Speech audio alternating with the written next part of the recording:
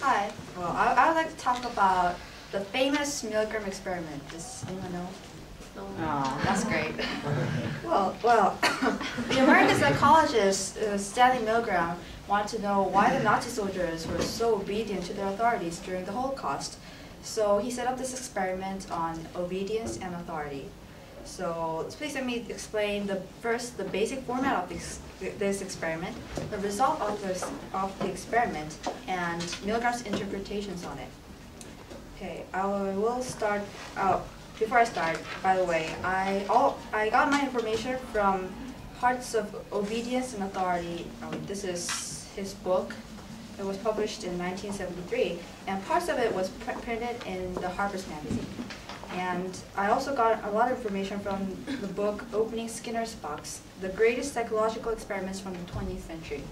So yeah, I will start with the experiment first.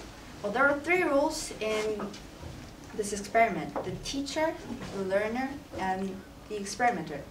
The teacher was the subject who didn't know anything about the experiment. The learner was actually an actor who was trained to fake the electric shocks. And finally, there was the experimenter who had complete authority over the experiment. So the learner was strapped to a fake electric chair, and the teacher read out simple word pairs to the learner, like truck, music, and slow.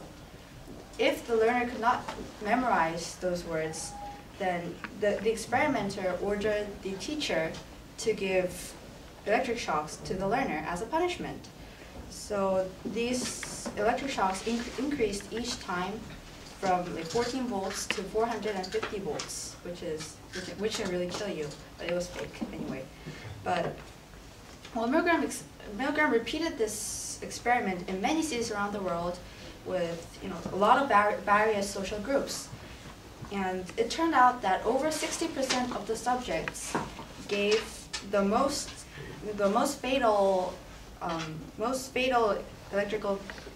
electric shocks to their learners, when many of the psychiatrists and psychologists of their times expected that only 4% of them would go up to 450 volts, and most would stop before reaching 200 volts.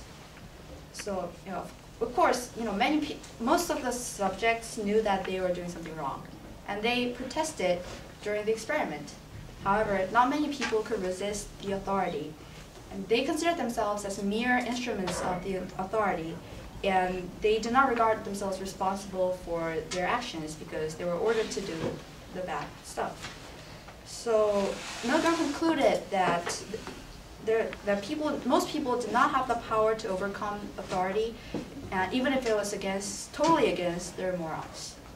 So I just told you about the Stanley Milgram experiment, the result, and the interpretation of it. Thank you.